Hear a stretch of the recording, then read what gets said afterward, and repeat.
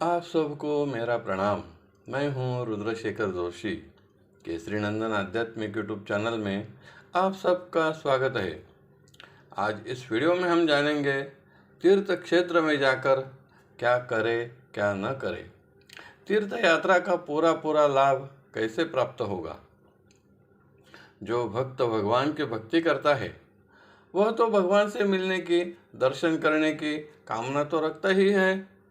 चाहे स्थानिक मंदिरों में जाकर भगवान का दर्शन करना हो या तीर्थ यात्रा करके तीर्थ क्षेत्र में जाकर भगवान का दर्शन करना हो, जहाँ भी जाना हो भगवान के दर्शन के लिए पैदल चलकर या इसे पद यात्रा वारी भी कहे तो इससे फल चौगुना प्राप्त होता है।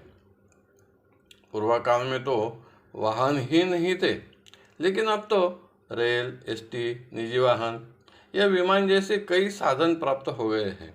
इससे समय भी बचता है और भगवान का दर्शन भी हो जाता है। जिस भक्त भाविक यात्री के पास तीर्थ यात्रा करने के लिए, पद यात्रा के लिए समय है या समय प्राप्त हो सकता है, शरीर का स्वास्थ्य भी ठीक है, तो पद यात्रा भी कर सकते हैं, क्योंकि पद यात्रा सबसे श्रेष्ठ मानी गई है। आज भी कई तीर्थ क्षेत्रों में भाविक पदयात्रा करते हुए ही तीर्थ क्षेत्र पहुंचकर भगवान का दर्शन करते हैं। अगर शरीर स्वास्थ्य ठीक नहीं है, समय का अभाव है, तो किसी भी वाहन से तीर्थ यात्रा तो करनी ही चाहिए, क्योंकि मानवीय जीवन का ध्येय, लक्ष्य ही भगवान की प्राप्ति है। तो जहाँ भी भगवान के साधु संतों के अवतार हुए हैं, जहाँ उन्होंने अपने कार्य किए हैं, निवास किया है, किसी भक्त को दर्शन दिया है, ऐसे तीर्थ क्षेत्र में जाना तो चाहिए ही चाहिए। जहाँ भगवान के चरणों से वह भूमि पुनीत हो गई है, ऐसे क्षेत्र में तो जाना ही चाहिए। हर तीर्थ क्षेत्र की महिमा, श्रेष्ठत्व अलग अलग होता है। कई तीर्थ क्षेत्र में श्राद्ध तर्पण विधि किए जाते हैं, कई तीर्थ क्षेत्र में पारायण किए जाते हैं, तो कहीं दर्शन का श्रेष्ठत्व होता है। जिस तीर्थ क्षेत्र में जिसकी प्रधानता हो, जैसे कि पूजन, पारायण, दर्शन, तर्पण, वह करना ही चाहिए। ऐसे पुण्य कर्म करने से फल तो मिलेगा ही। नियम तो सभी जगह होते हैं, वैसे तीर्थ क्षेत्र में भी उस स्थान के अनुसार नियम तो होते ही है। सभी नियमों का पालन करना ही चाहिए।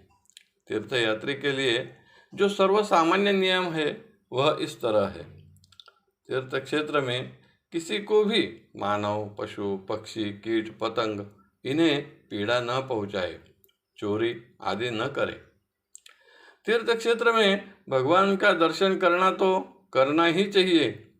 अगर वहाँ कोई साधु संत है, कहीं कथा, सत्संग, भजन हो रहा है, वहाँ जाना चाहिए। मन पर संयम तो होना ही चाहिए, क्योंकि काम, क्रोध, लोभ, मद, मोह, मत्सर, ईर्ष्या, गर्व, अभिमान, छल कपट, क्रूरता, शोक और व्यर्थ विषयों का चिंतन तो मन से ही होता है। मन में केवल भगवान का स्मरण चिंतन ही होना चाहिए। आचार, विचार, व्यवहार और वेशभूषा में सात्विकता होनी चाहिए।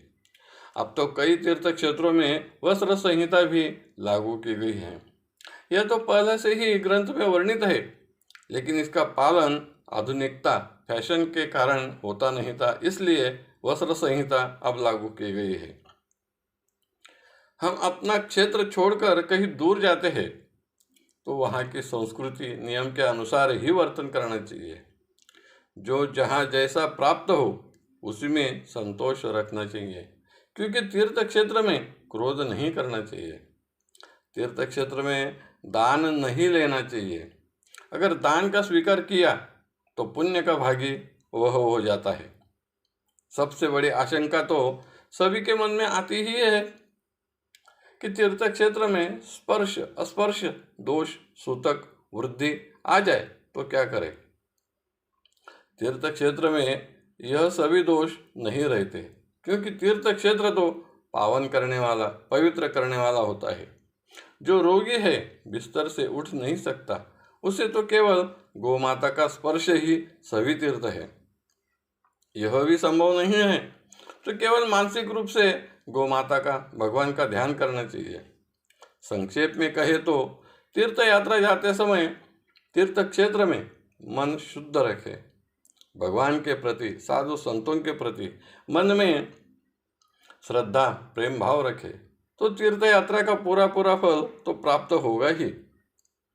यह अनमोल जानकारी तीर्थांक ग्रंथ में वर्णित है। आपको अगर अच्छी लगी तो वीडियो को लाइक करें, शेयर करें, सब्सक्राइब करें। धन्यवाद। नमस्कार। जय केसरी नंदन।